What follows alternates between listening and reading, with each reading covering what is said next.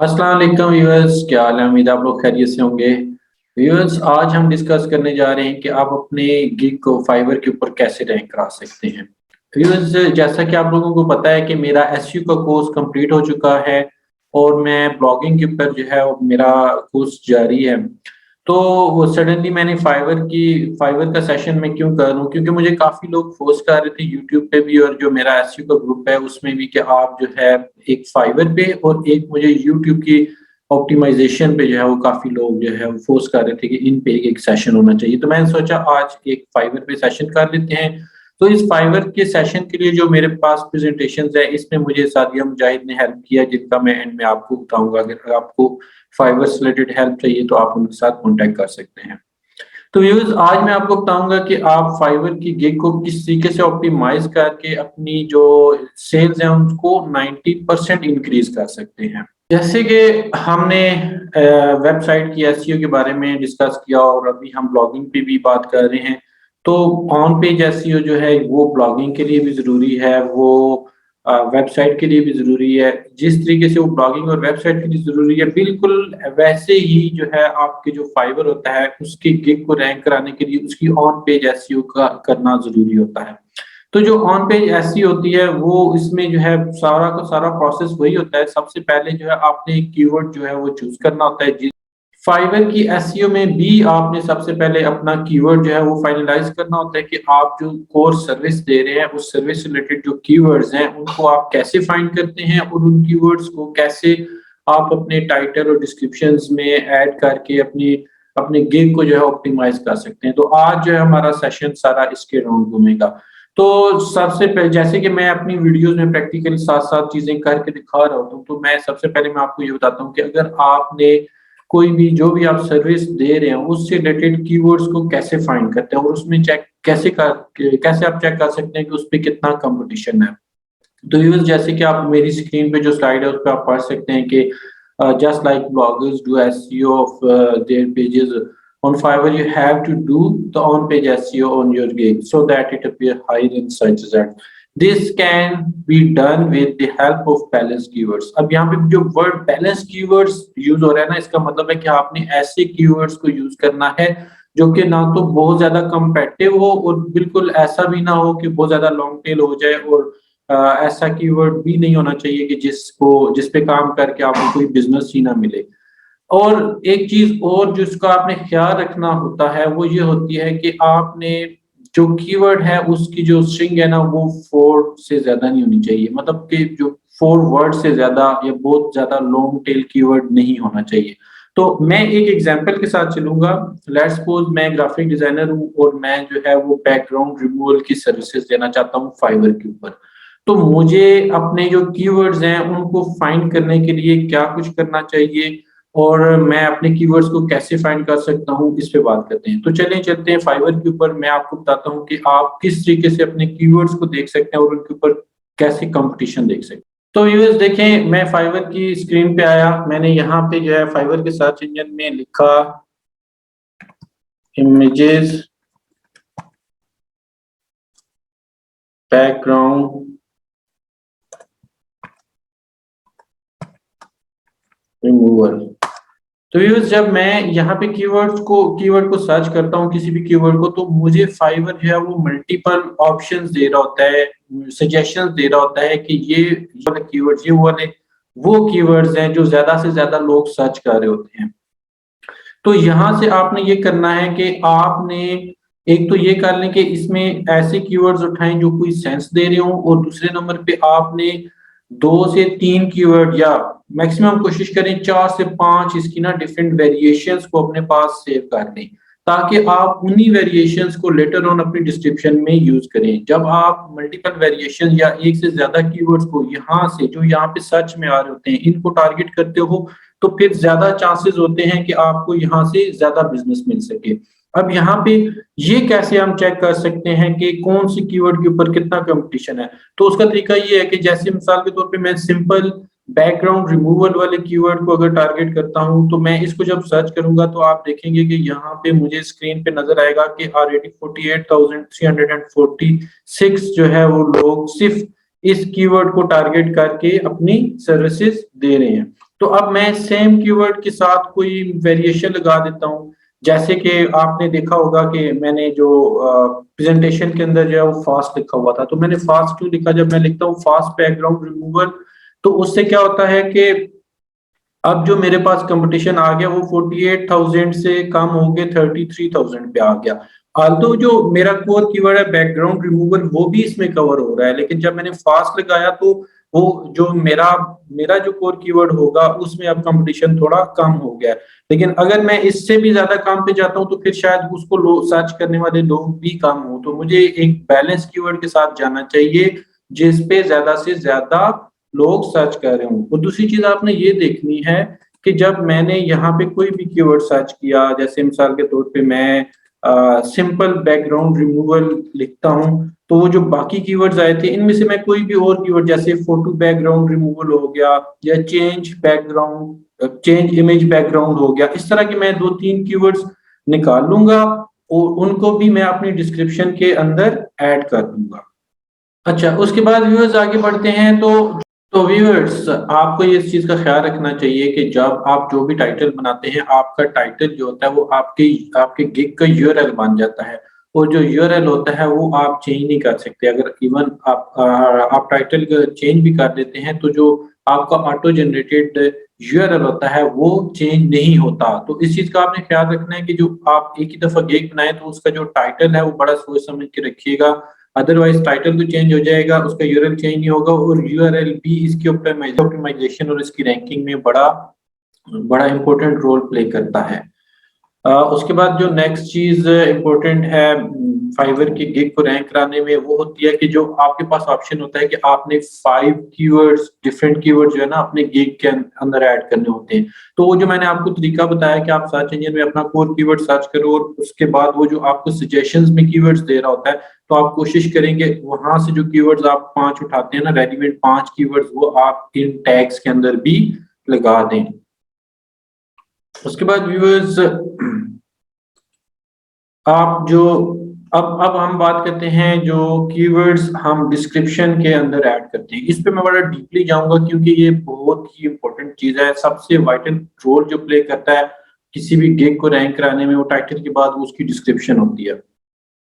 तो पहले तो जो स्लाइड पे लिखा है उसको पढ़ लेते हैं ना। Similar way you have to add keywords to your gig description as well, but there is a big tip: don't overdo it. You can add the keywords in the beginning of your gig description, like, are you looking for fast background removal? Worry not, because I'm an expert who has helped many clients by fast background removal. You see a keyword fast background removal, but it does not sound like I'm being forced to add it in sentence. Everything goes with the flow.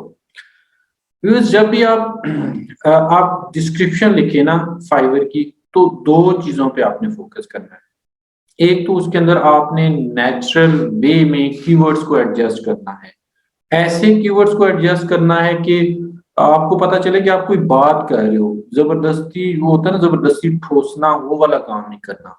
और दूसरी चीज ये है कि आप जो keyword keyword के लिए जब आप डिस्क्रिप्शन लिखो तो ऐसे लिखो कि वो आप इंसानों के लिए लिख रहे हो, कि इंसान उसको एक फ्लो में पढ़े, बजाय इसके कि आप रोबोट के लिए पढ़ो। वो गूगल का बॉट या फाइवर का बॉट आएगा और वो देखेगा कि इसमें ये कीवर्ड आ रहा है, तो आप उस हिसाब से अगर आप डिस्क्रिप्शन लिखोगे तो आपकी वेबसाइट जो है सॉरी आपकी जो गिग है उसको फाइवर पेनलाइज करेगा और उसको रैंकिंग से उठा के बाहर फेंक देगा। अब इसके लिए मैंने आप लोगों के लिए इस मकसद के लिए मैंने आप लोगों के लिए एक एग्जाम्पल के तौर पे 2 डिस्क्रिप्शंस बनाई है। एक बैड डिस्क्रिप्शन है और एक गुड डिस्क्रिप्शन है। अब बैड डिस्क्रिप्शन क्या है?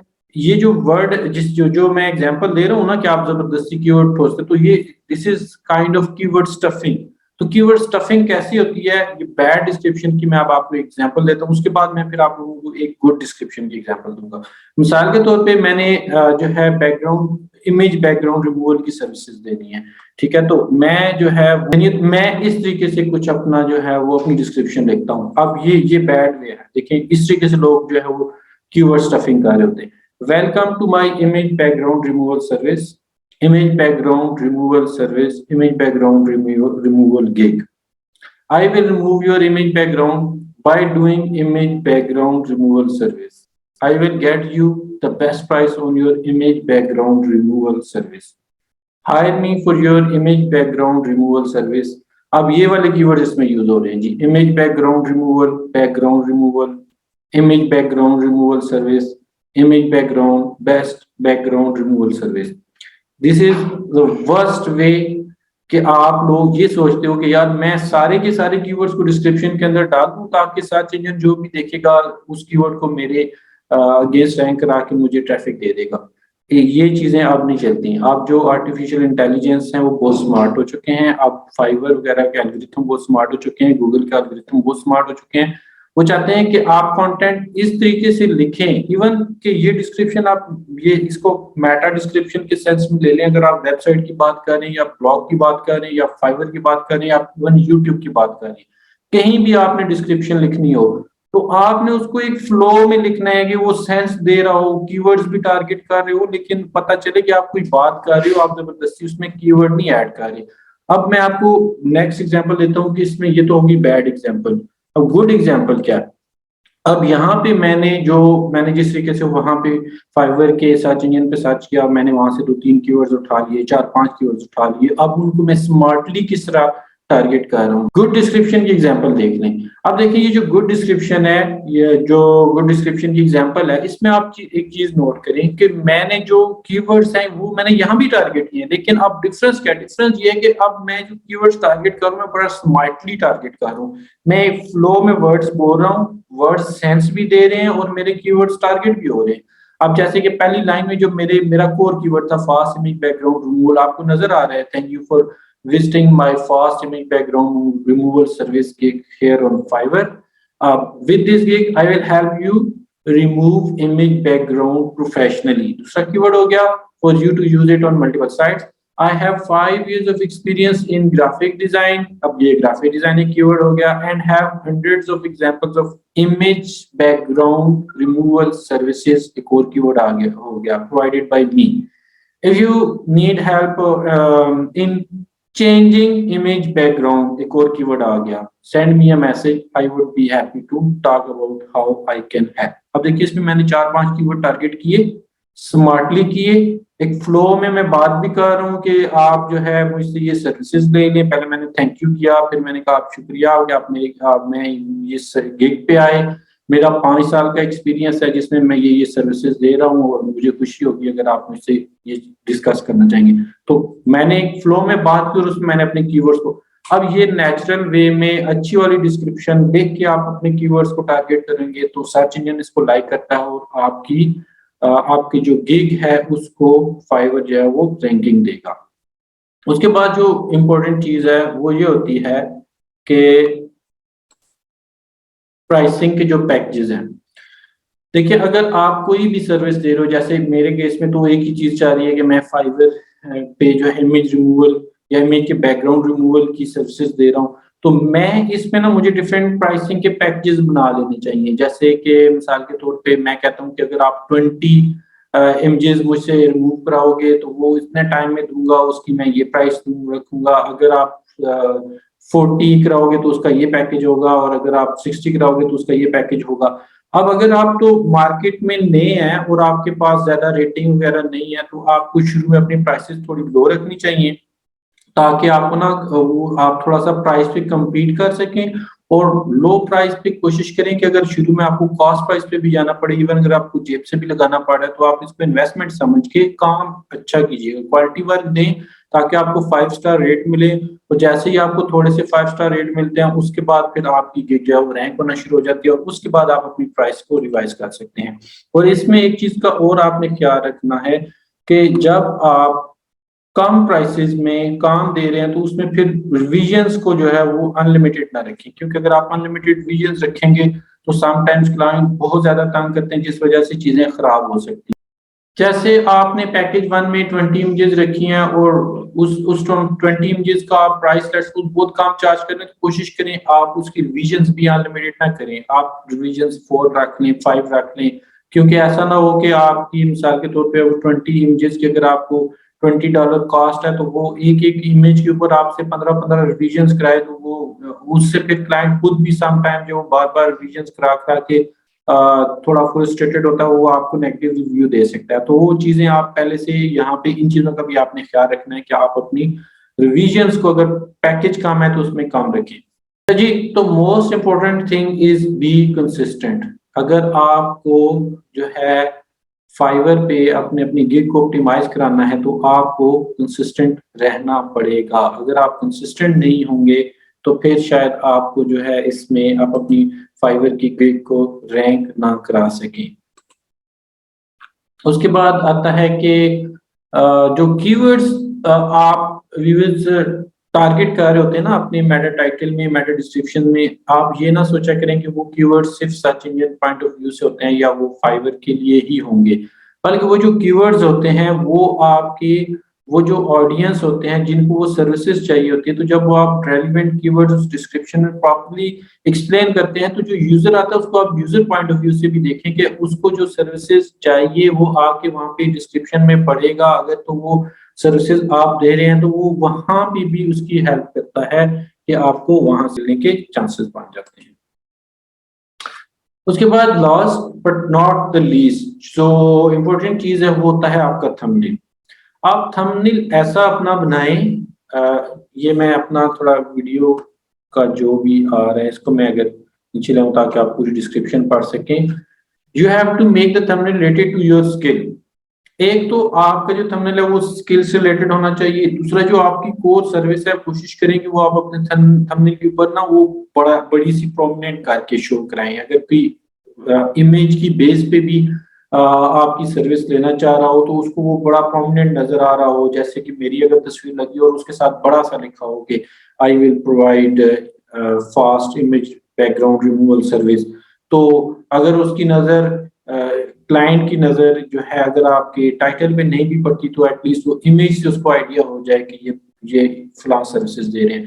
और जो आपको थंबनेल है उसके लिए आप canva.com पे जा सकते हैं, वहाँ पे मल्टीपल ऑप्शंस होते हैं थंबनेल के, आप खुद भी बना सकते हैं और आपको जो है वो डिफरेंट सोर्सेज से भी आप थंबनेल परचेज कर सकते हैं। इसके बाद जो एक आखिरी चीज रह गई है वो ये कि जो आपके FAQ का सेक्शन होता है उसके अंदर भी आप अपने कीवर्ड्स को टारगेट कर सकते हैं। आप कोशिश करें कि आप 3 to 6 टाइम्स जो है ना उन कीवर्ड्स को अपने FAQ के सेक्शन के अंदर भी ऐड करें। उससे भी आपका जो है वो जो मल्टीपल कीवर्ड्स आप सिलेक्ट कर लेना तो उसमें अगर आप FAQ में भी सारे एक ना एक आध वेरिएशन को टारगेट कर लेंगे तो वो कीवर्ड भी आपका रैंकिंग में आएगा और आपको वहां से भी फायदा होगा। तो व्यूअर्स ये था आज का सेशन फाइवर की ऑप्टिमाइजेशन से रिलेटेड। और व्यूअर्स सादिया मुजाहिद जो हैं वो हैं फाइवर की स्पेशलिस्ट और उनका अपना चैनल है, और उसमें जो है वो मैं जो है उनके चैनल का लिंक जो है वो अपनी यूट्यूब की वीडियो के डिस्क्रिप्शन में रखूंगा। अगर आप में से कोई भी उनके साथ जो है वो 1 to 1 उनकी कंसल्टेशन चाहिए आपको, आप जो है वो फाइवर से रिलेटेड उनसे डायरेक्ट कोर्स करना चाहते हैं तो वो आपको फुल कोर्स करा देंगी और इंशाल्लाह जो है वो आप उससे मजीद अपने फाइवर की गिग को ऑप्टिमाइज कर सकते हैं। तो इंशाल्लाह बाकी मेरे जो है मेरा ब्लॉगिंग का कोर्स भी चल रहा है और एसईओ जो है वो कंप्लीट हो चुकी है।